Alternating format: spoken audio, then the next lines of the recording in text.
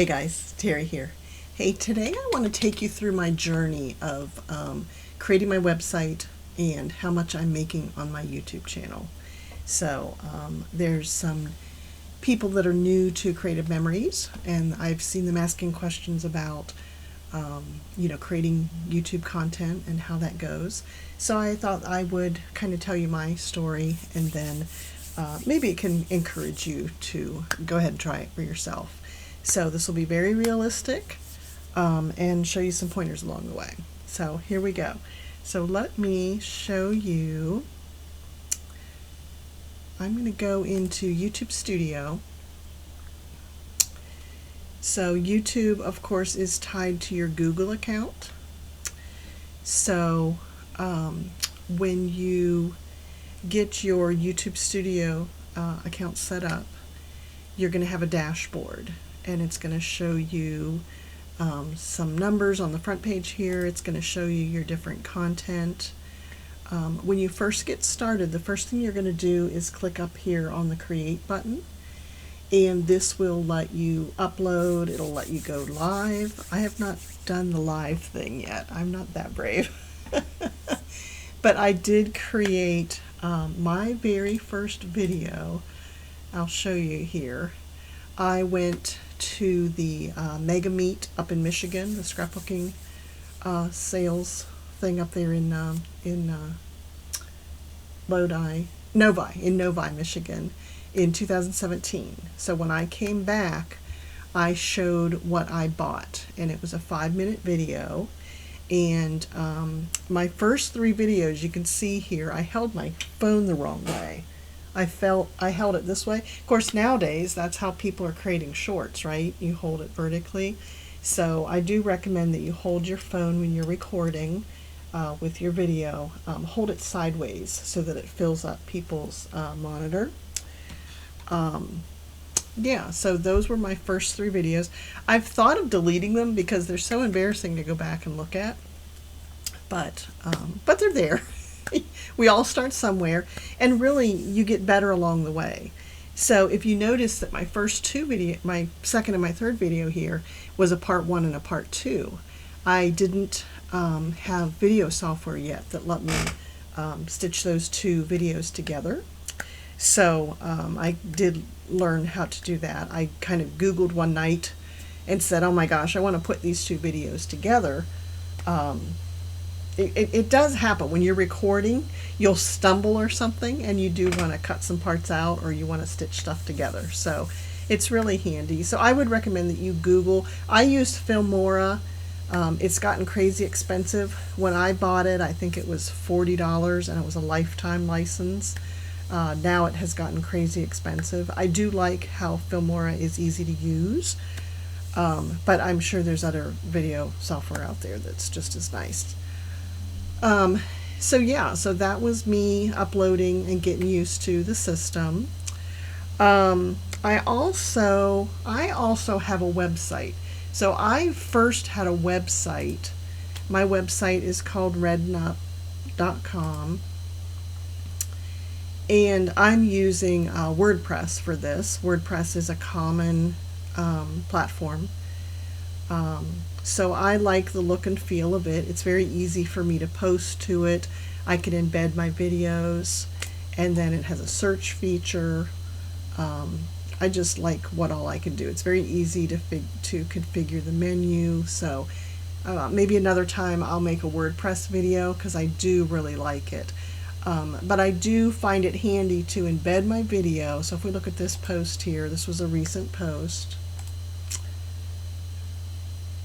I put the video, and then I have links to various things in here. So it's just a way that I can write stuff down. If some people can't watch the video, they want to just be able to search and find information. So that's when I can put stuff on here and have links to various different things that I want to tell people about. So I love that feature.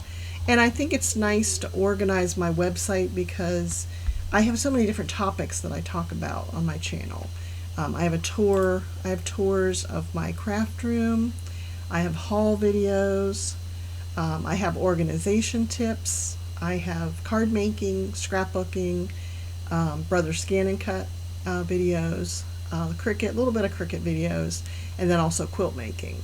So I find that on my website I can kind of organize my content, whereas on YouTube it's kind of just serving up that video.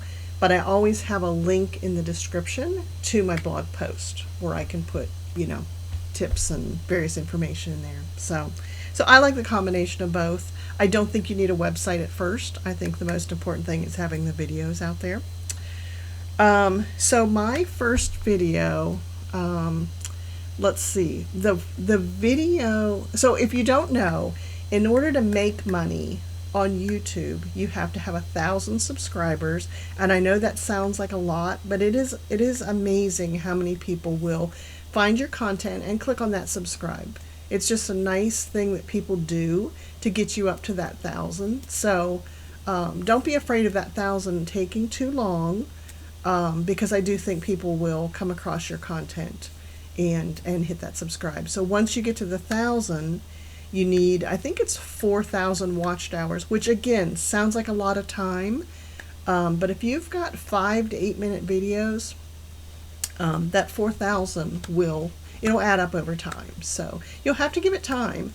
My video, if I show you here, let me see, if I go to the analytics tab, and if I well, let me do this. On my content tab, you can see all my different videos here. If I do it by views, so my top video is a 6-minute video about the brother scan and cut, and it's had 105,689 views. So I published that, gosh, almost 5 years ago now, 4.5 years ago. So this video, if we look at the description, this video has a bunch of views because once I got to 500 subscribers, YouTube sent me an email and said, hey, go ahead and tag, now that you've gotten to 500 subscribers, tag your video with that. And I think the YouTube algorithm served up that hashtag 500 subs, and then people were shown this content on their homepage more than usual. So if I look at the analytics here, each video you can look at the analytics, and I can see that this video's had the 100,000 views, more than 5,500 hours. It's led to 1,500 subscribers. So, and then it has paid $405. So I always say it paid for my brother scan and cut. So, but that was rare. I mean, that one, that's been my top video. It has made the money, but it's taken 5 years. I mean, that's the realistic thing about there. I think when you're making these videos, you have to do it about a topic that's near and dear to your heart. So something that you want to teach people about. If you do that and you have a passion for that, I think that'll come across on camera, and you'll find some people that are interested in what you're talking about. So that's at least what I have found. Now, I'm looking at my notes here. So that helped that YouTube encouraged me along the way.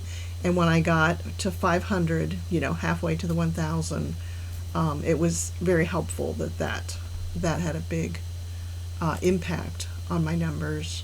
So that one has done well. The other one, surprisingly, that has done well, I did this video here. I had a need for a different project that I was working on, and it was actually in the tech world. I had to move a website off of Wix onto something else, and I did a video on it. A lot of times I will do a video because I won't remember how I did something, so I'll make the video and then I'll have it. Well, this one I have posted out there on YouTube, and surprisingly, it doesn't have the most views, but it has paid the most. So this one has paid me almost $600. Now, it doesn't have as many views. Notice it's 18,000 views instead of 100,000 views. But I think what makes this different is the subject matter is technology. I think there's more software companies that are willing to pay for ads on YouTube versus stamping and scrapbooking materials on YouTube. So I think crafters is such a small part of YouTube, you know, compared to other, you know, travel and other big channels. I think the crafting industry is smaller, and I think there's even less vendors, and I think they pay less. So you'll be surprised about what videos pay more than others. And sometimes it's not always that it has a lot of views. So it's the subject matter. Okay. So I've told you about my first video, holding the camera wrong, getting up to the 1,000 subscribers. Oh, as far as getting a stand for my camera, I held off on that. I did finally buy an Arkon camera stand that I could put my phone in. But I've seen people even prop it on something or build something that hangs down from the ceiling. Don't spend a lot of money on this stuff, because your phone is a good enough camera, and I think that works for the longest time. Now, I did finally treat myself to a Sony camera so that I could do still portrait photos with it, but then it also allows me to do video recording. So I don't know if you can see that over here. Here's my stand. Here's my stand here. So I've got my Sony camera mounted on that. So it works, right? So you've got to have some good lighting, a camera, but stick with your phone for as long as you can. I mean, it's amazing what you can do with your phone. So I'll show you here on the analytics how much I've made. Like in the last 90 days, I've made $113. So it's really proportionate to how much time you put into it. I've been traveling a lot in June, so I've only done 3 videos for the month of June. Times that I put more effort into it, I definitely see that number increase there. And then I'll say over the lifetime, I have made, let's see what it's at now. So I've made $3,607 over, I'd say the last 5 years. So I think I started 6 years ago. This big blip right here, where it got a whole bunch of views in a day, that was when I did that hashtag 500 subs hashtag. So that's really when it took off. You can see how little it was here, that I was getting 58 views in a day, and then it really took off. So I'm just shy of 6,000 subscribers, and I'm happy with that. I worry less now about the subscribers, and really just enjoy. I'm usually getting paid about $100 every other month, and I'm happy with that. That's buying some more stamp sets, right? So I do it because I enjoy sharing crafting tips. I don't do it for the money, but it is nice that the money comes in. So I hope this helps you. If you have any questions about monetizing, simply send me an email. My email's on my website. I'll have that link down below, and hopefully I can inspire you and help you out on your journey. So I hope you do something fun in your craft room this week, and I will talk to you soon. Bye, guys.